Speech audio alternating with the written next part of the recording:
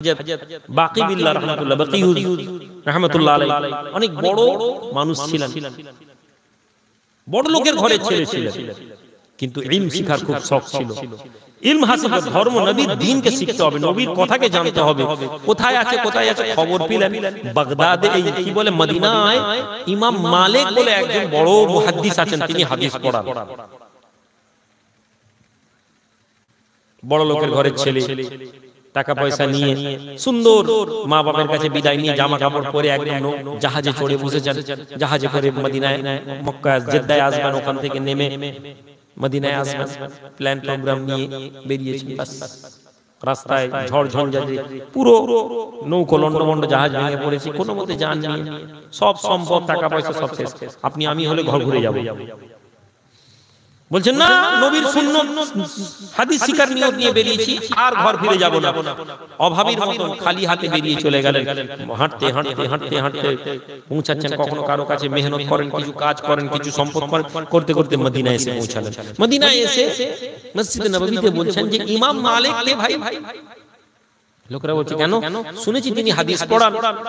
লোকেরা বলছে ইমাম মালিকের নাম মুখে নেবে না। কেন? ইমাম মালিক রাজা বাদশাহ, ইমাম মালিকের উপর অসন্তুষ্ট, ইমাম মালিককে ঘরের মধ্যে বন্দী করে রেখেছে। যে লোক ইমাম মালিকের সাথে সম্পর্ক রাখার চেষ্টা করে, যে লোক ইমাম মালিকের কাছে যাওয়ার চেষ্টা করে, ওকে ধরে জেলে ভরে। বাদশা কেন অসন্তুষ্ট? ইমাম মালিক বাদশার হ্যাঁ হ্যাঁ মিলান। বাদশা বলেছিল কোরআন খালক বলতে হবে, কোরআন আল্লাহ সৃষ্টি, কুল্লু মান আলাইহা ফান, সবকিছু ধ্বংস হবে, কোরআন ধ্বংস হয়ে যাবে। ইমাম মালিক বলেছেন না, কোরআন খালক নয়, মাখলুক। কোরআনকে আল্লাহ হেফাজত করবেন, কোরআনকে আল্লাহ তুলে নেবেন, কিন্তু কোরআন ধ্বংস হবে না। কোরআন লৌহে মাহফুজে হেফাজত থাকবে। এইটা নিয়ে তর্ক, পেটুয়া আলেমরা, খাওয়ারিজদের একটা অংশ, মুতাজিলীদের একটা অংশ বাদশাকে এমন উত্তেজিত করলো, ইমাম মালিককে ধরে মার মার মার মার মার মার, দুটো হাত পড়ে গিয়েছে। আপনাকে জলসা শুনতে যদি এখন বলে পুলিশ এসে জলসা বন্ধ করতে বলছে, আমরা সব জলসা বন্ধ করে চলে যাব, আমরা নবীর গোলাম। জামানার ইমাম ইমাম মালিককে খালি বলছে না, আপনি খালি বলে দেন হ্যাঁ কোরআন খাল।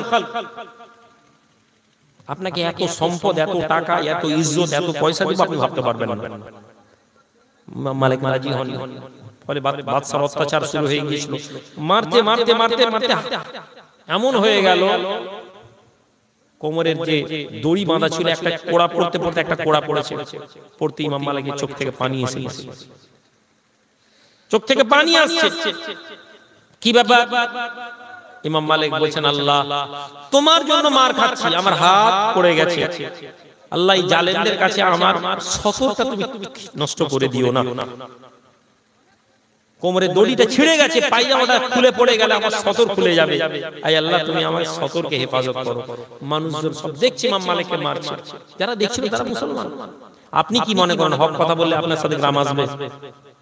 আপনি কি মনে করেন আমি রুহুল আমিন আপনাদের হয়ে যতক্ষণ কথা বলবো আপনারা আমার সাথে থাকবেন? আপনার কি মনে হয় পীর সাহেব, আলেম, ওলামা, দাঈ, মুবাল্লিগ, মুহাদ্দিস ইসলামের করে যাবে? বাবরি মসজিদ কেন ভাঙা হয়েছে তার জন্য দোয়া চাই, কেন ভাঙা হয়েছে তার কথা বলবেন।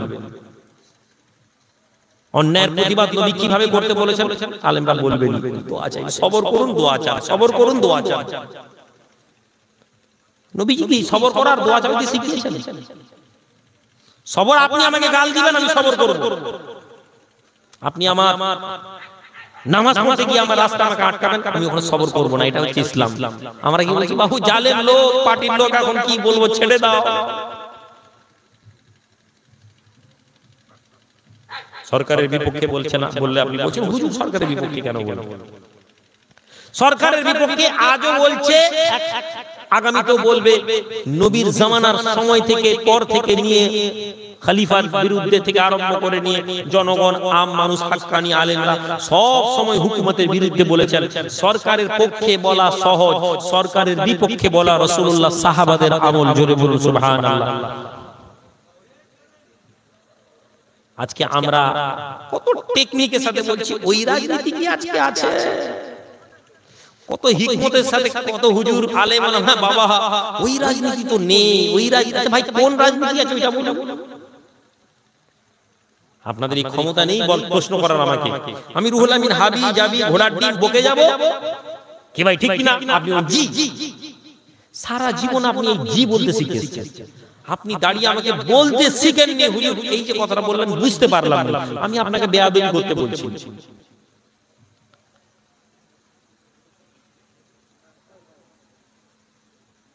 পীর সাহেবের ছেলে পীর সাহেব হবে, পীর সাহেবের জামাই পীর সাহেব হবে, পীর সাহেবের নাতি পীর সাহেব হবে।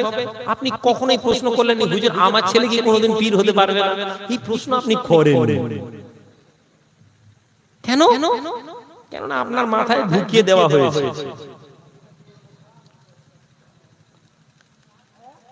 সেই ইমাম মালিক রাহমাতুল্লাহ আলাইহি কে বাদশা যখন দেখলো ঘরে যেই কাঁচের সমস্ত মানুষ দেখলো ইমাম মালিকের গায়েব থেকে দুটো হাত এসে ইমাম মালিকের মুখ পায়জামাকে ধরে নিয়েছে। জোরে বলা যায়, একটু জোরে বলবেন না? বাদশা ভয় পেয়ে গেল, যাও। বাদশা ভয় পেয়ে গেল, যাও। টাইম তো পানির মতো চলে যাচ্ছে। বাদশা ভয় পেয়ে গেল, যাও। হে যুবকেরা, এই মজলিস তুমি কেন তৈরি করবে শুনে নাও। তোমাকে খুশি করার অনেক আলেম পেয়ে যাবে। আমি রুহুল আমিন, আমার কথা কষ্ট হলেও যদি তুমি এটাকে বুঝে নিতে পারো শুনে নাও। আল্লাহর বান্দা ওই যুবক ছেলে জওয়ান ছেলে বলতে লাগে, এই মদিনার মানুষেরা, আমি ইমাম মালিকের ঘরটা আমাকে দেখিয়ে দিন, আমি ইমাম মালিকের ঘরটা দেখতে চাই, আমাকে ইমাম মালিকের বাড়ি পৌঁছে দিন। মদিনার মানুষ এত ভয় পেয়েছিল, মদিনার মানুষ এত ভীত ছিল, মদিনার মানুষ এত সন্ত্রস্ত ছিল, না গুপ্তচরেরা ঘুরে বেড়াচ্ছে, আমরা যদি ইমাম মালিকের বাড়িটা দেখিয়ে দিই, ইমাম মালিকের বাড়ি দেখানোর অপরাধে আমাদেরকে জেল দেওয়া হবে, ইমাম মালিকের বাড়ি দেখাতে পারবো না। লোকের কাছে ঘুরতো, বলতো আমাকে ইমাম মালিকের ঘরটা দেখিয়ে দিবে, আমাকে ইমাম মালিক। লাস্টে একজন লোক রাজি হলো যে ভাই দেখো আমি ইমাম মালিকের ঘর দেখাতে পারবো না, আমার সাথে গল্প করতে করতে যাবে, আমি ইশারা করতে করতে একটা দুটো ঘর আগে থেকে আমি চোখের ইশারায় তোমাকে দেখে পালিয়ে যাবো। তাই হয়, যেতে যেতে যেতে যেতে চোখের ইশারায় ইমাম মালিকের ঘরটা দেখিয়ে দিল, এই ঘরটা। ধর্ম জানার আকাঙ্ক্ষা কি জিনিস এটা বলছি। আজ 500 টাকা, 1000 টাকা, 2000 টাকা কালেকশন নিয়ে আমরা এই মজলিস করি, এখানে যদি ধর্মটা না জানি কোথায় ব্যর্থ, আর কেন এই মজলিস করতে হবে সেটা আপনাদেরকে বলে দিয়ে চলে যাচ্ছে।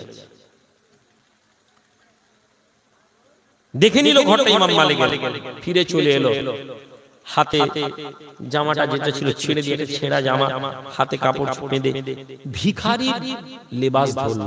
আল্লাহু আকবার। বড় লোকের ঘরের ছেলে, ব্যবসায়ীর ঘরের ছেলে, ধর্ম শিখতে এসেছে। আপনি শুনবেন, আপনার কাছে যদি আজকে 20-50 হাজার, 5 লাখ টাকা, 20 লাখ টাকার মালিক হন, আপনি যদি জলসায় একটা গরু দিয়ে দেওয়ার ক্ষমতা রাখেন, আপনি যদি জলসায় চাল দিয়ে দেন, আপনাকে কত সম্মান করবে। আপনি জলসার ধর্ম শিকার জন্য আপনার যদি পয়সা হয়ে যায়, আপনার মনে হয় আমার একটা চেয়ার টাকা দরকার, চেয়ারে বসা দরকার। ভিখারির বেশ করে ওই যে ইমাম মালিকের যে গলি থাকতো, গলির বাইরে ওই পাড়ার মহল্লার একটা একটা গ্রামে একটা ভিক্ষা দিবেন, ভিক্ষা দিবেন, ভিক্ষা দিবেন করে ইমাম মালিকের ঘরে এসে আওয়াজ দিত। ইমাম মালিককে আওয়াজ দিচ্ছে, আল্লাহ রাস্তায় কিছুদিন সাইল এসেছি, ভিক্ষুক এসেছি। চার ইমামের এক ইমাম ইমাম মালিক রাহমাতুল্লাহ আলাইহি দরজা খুলেন, জওয়ান ছেলে যুবক ছেলে ইমাম মালিকের হাতে হাত বাড়িয়ে দিয়ে বলে, হুজুর আমাকে কিছু ভিক্ষা দিন। ইমাম মালিক রাহমাতুল্লাহ আলাইহি ওই যুবকের হাতে যখন কিছু পয়সা দিতে যান, তখন আওয়াজ করে ফিসফিস করে বলে, হুজুর না না, টাকা নয়, হুজুর আমি আপনার দরবারে ভিক্ষা চাওয়ার জন্য আসিনি, আমি একটা পরিবারের ছেলে যার কাছে আল্লাহ সম্পদ দিয়েছেন, অর্থ দিয়েছেন, আমার পরিবারে আমার এলাকাতে আল্লাহ আমাকে ইজ্জত দিয়েছেন, কিন্তু হে ইমাম মালিক আমি আপনার দরবারে এই জন্য এসেছি, আমি রাসূলুল্লাহর হাদিস জানতে এসেছি, আল্লাহ নবীর হাদিস কান আমাকে শোনানোর জন্য আপনার কাছে আমি এই ভিক্ষুকের লেবাস ধরে এসেছি। সুবহানাল্লাহ বলবেন। নবীর হাদিস শেখার আকাঙ্ক্ষা আমাকে ভিক্ষুক বানিয়ে দিয়েছে। আমার ইজ্জত বলে কিছু নেই, আমার ইজ্জতের আমি পরোয়া করিনি, আর সম্মানের কোনো পরোয়া করিনি। নবীর হাদিস শিখতে গিয়ে যদি আমাকে ভিখারি সাজতে হয়, আমি শিখ থাকবো, আমি ভিখারি সেজে লোকের কাছে ভিক্ষা চাইতে চাইতে রাসূলুল্লাহর একটা হাদিস শিখবো, এটার নাম ঈমান। জোরে বলুন সুবহানাল্লাহ। এই জজবাত যদি আমাদের অন্তরে না আসে, এই আকাঙ্ক্ষা যদি আমাদের অন্তরে না আসে, এই মুহাব্বত যদি আমাদের অন্তরে না আসে, তাহলে জেনে নিন আমরা ভালো মুসলমান হতে পারবো না। ইমাম মালিক অবাক হয়ে গেল, আরে এত আকাঙ্ক্ষা নবীর সুন্নাত, ঠিক আছে ছেলে তুমি আসবে, দাঁড়িয়ে দাঁড়িয়ে ভিক্ষা চাওয়ার মতন আমার কাছে দাঁড়াবে, আমি একটা করে হাদিস শুনিয়ে দিব তোমাকে। ইমাম মালিক রাহমাতুল্লাহ আলাইহির কাছে এইভাবে হাদিস শোনা। সম্মানিত ভাইরা, আমি আপনাদের কাছে এই জন্য এই কথাটা শোনালাম, দিন শেখার আকাঙ্ক্ষা নিয়ে আসুন, মজলিস কায়েম করুন, গ্রামের মধ্যে মজলিস ঘন ঘন মাসে একটা করে মজলিস বানান। আমি আপনাদেরকে বলছি না জলসার মজলিস, মাসে মসজিদে তালিমের মজলিস ব্যবস্থা করুন। আমি রুহুল আমিন, আমি আপনাদেরকে সহযোগিতা করব। দেখুন আমি দরবার নিয়ে মেহনত করি, আমি সংগঠন নিয়ে মেহনত করি, আমি রাজনীতি নিয়ে মেহনত করি, আমি শিক্ষা প্রতিষ্ঠান নিয়ে মেহনত করি। আপনারা প্রত্যেকে জানেন এই কথাগুলোর মধ্যে কোনো বাড়তি কথা বলি। পূর্ব মেদিনীপুর জেলায় আজকের দিনে 6টা বড় বড় প্রতিষ্ঠান আমি সরাসরি চালাচ্ছি, আল্লাহ পাক চালাচ্ছেন আমার মাধ্যমে, ছেলেদেরকে যারা আমাদের শিক্ষক ছেলেরা মেহনত করছে। আমি 12 বছর স্বেচ্ছাসেবী সংগঠনের দ্বারা মুসলিম সমাজের পরিবর্তনের চেষ্টা করছি।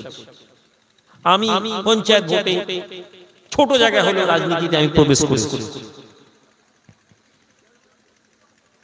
দরবারের মধ্যে উসুল নীতি নিয়ে দরবার শরীফের জলসা তৈরি করতে চেষ্টা করছি। পৃথিবীর বুকে যখন পীরপন্থী মানে একদল লোকেদের নাক ছিটকানো, একদল লোক পীরপন্থী মানে যেন ধান্দাবাজির কথা বলে, ওই সমাজ থেকে যখন আলেম ওলামারা মালদা থেকে মুর্শিদাবাদ থেকে একটা সমাজ যারা পীর মানে না, ইমাম মানে না, তারা যখন আমার দরবার থেকে এসে ঘুরে যায়, জলসার পরের দিন আমি যখন তাদের সাথে বসি, তাদের মুখ থেকে আল্লাহ একটা কথা বলায় যে এই দরবারে যদি না আসতাম, পীরের সম্পর্কে ধারণা না, এখানে এসেছি আমাদের ধারণা পরিবর্তন হয়ে গেছে।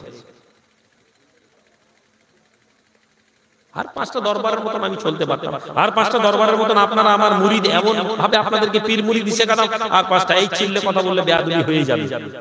পীরের দিকে ছাড়া অন্য দিকে তাকানো যাবে না, এই কথাই তো শিখে এসেছি, এটাই তো শেখাই, এটাই শেখাতাম। 10টা ছেলে বেরিয়ে যেত, কিন্তু 90টা ছেলে তো থাকতো। আজকের দিনে 90টা ছেলে বেরিয়ে গেলে আমার দুঃখ নেই, কিন্তু আমি চাই 10টা ছেলে আপনারা